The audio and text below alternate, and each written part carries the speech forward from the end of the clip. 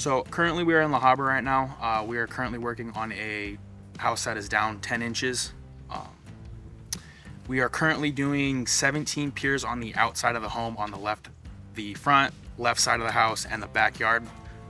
And then we are planning on doing 5 piers on the inside as well.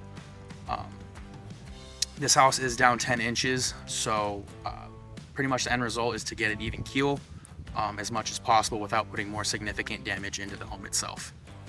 All the pipes going down perfectly. We're getting some pretty good depth on it. We are getting extremely good pressures, more than we should, but it's probably preferred to do a little bit more than what is given. We are finishing off currently the last 3 on the outside by the front door. After this, we are going to cut concrete on the inside, break the concrete out, dig holes, and then proceed to continue installing piers on the inside of the home.